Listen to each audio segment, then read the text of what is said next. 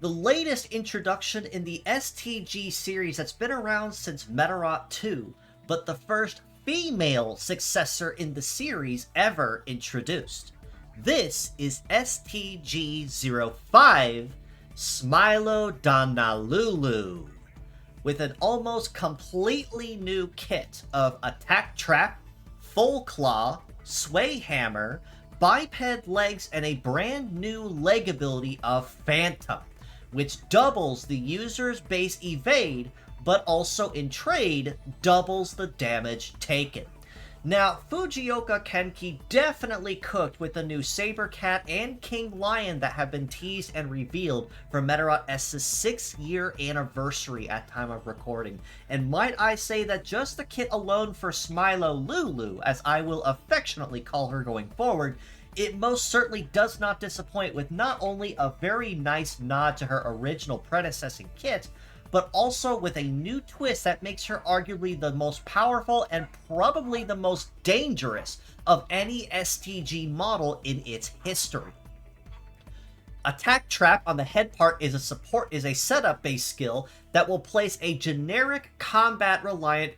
attack trap on the field that will take place any time an enemy tries to use a attacking type move. So that means they can use a basic shooting attack, a melee attack, anything that involves dealing damage will be triggering this immediately for a pretty hefty amount of damage at that too. At the cost that in trade of, say, regular shoot trap or fight trap, which only have 5 charges, attack trap only has 3.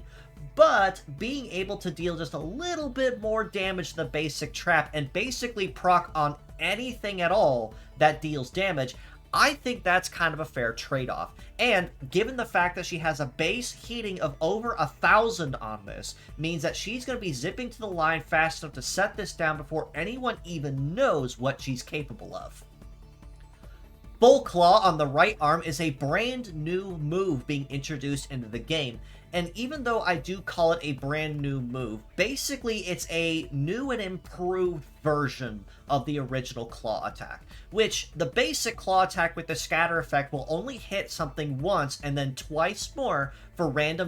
extra damage to random parts. Full Claw basically is the next direct upgrade to that, where instead of only hitting twice, it hits a total of 5 times. So that means you'll be hitting the regular part normally and then 4 more times at slightly lesser damage, but across all the parts randomized on the enemy. So this is a far more potent and arguably more dangerous version of a scatter type skill, making it extremely hard to tell if it's going to absolutely shred you or if it's just going to spread it and feel particularly light. But it's also worth noting that for the first time ever in Medarot S's history, this is the first move that does not force break a shield with either Destroy or Metaforce that can brute force any shield that is in her way, because any shield only can cap at a total of 5 charges. Basic guards, guard 300s, gunpowder guards, even counters and Zetai guards that only cap at 3, you're only going to have your shield up for 1 turn anytime that Smilodonalulu is on the table, because she will absolutely cancel the guard and shred your HP at the same time as punishment for daring stand in her way. Sway Hammer on the left arm is another brand new skill being introduced into the game, and this one actually buffs its damage relative to a stat that is almost never touched when it comes to anything scaling on other specs in a model's kit. Explained simply, Sway Hammer buffs its damage relative to the user's evade when attacking, and also packs Defense Ignore. So while most other things such as, say, Weapon Master or Bomber or Pure Heart or even anything of the like that scales on, say, mobility or a certain resist stat or even both resist stats or even the opposing Medarot's gender when attacking,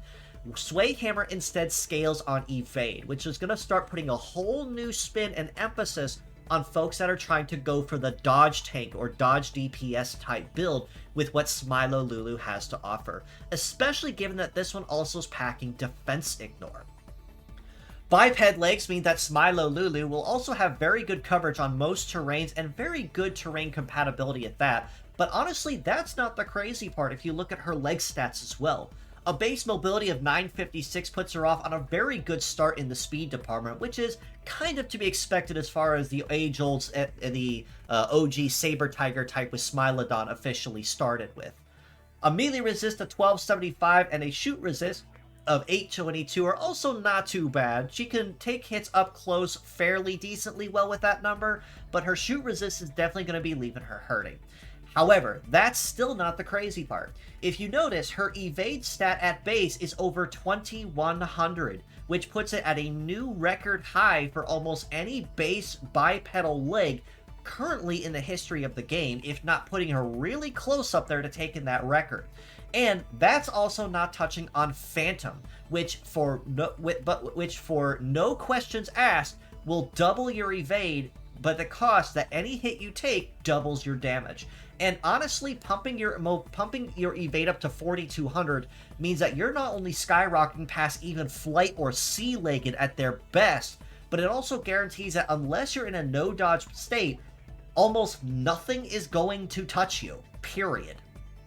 In the armor department, Smilodonalulu's packing some pretty good numbers there as well, with a head armor of just about 4200, arms about 4500 apiece, and legs at almost 3900. She is fairly bulky in that department as well, so even if you discount Phantom for just a minute, that actually does put her in a pretty nice HP pool in order to keep herself on the field as high as possible.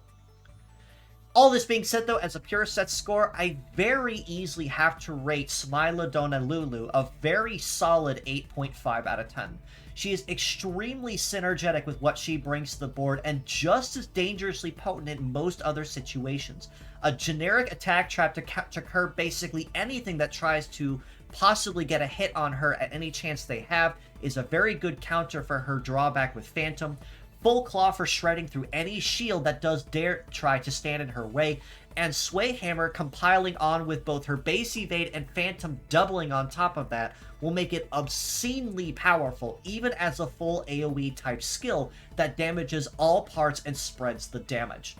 And has Defense Ignore. However, the big catch with Smilodonalulu is the fact that Phantom basically guarantees that if you don't dodge, you're probably going to die horribly, because double damage means that even if you would have taken a light graze at minimal damage, even gentle love taps will be potentially dangerous or even possibly crippling to her because of that double damage cost at doubling the evade. But as long as you stay in a no dodge free state and are able to evade freely, I really don't think that'll be a problem unless the enemy has something that has sure hit on it, but still something to pay attention to. As mixed parts, I do have to rate her just a little bit lower at an 8 out of 10, and my argument for this primarily is the fact that even though all of her skills can be used exceptionally well, the leg ability of Phantom is a very strong and extremely sharp double-edged sword. Sure, you'll be doubling your evade, but you have to guarantee and ensure that you don't use anything that'll put you in a no-dodge state in order to take that double damage. Because if the hit lands at all, your evade stat is effectively worthless. As something to keep in mind. But Attack Trap being able to be placed just about anywhere, and a non-heavy one at that, while Full Claw and Sway Hammer may also be heavy parts as well, this puts a whole new spin on, and especially gives her a new record and new title holder for the world holder of the Dodge DPS type build.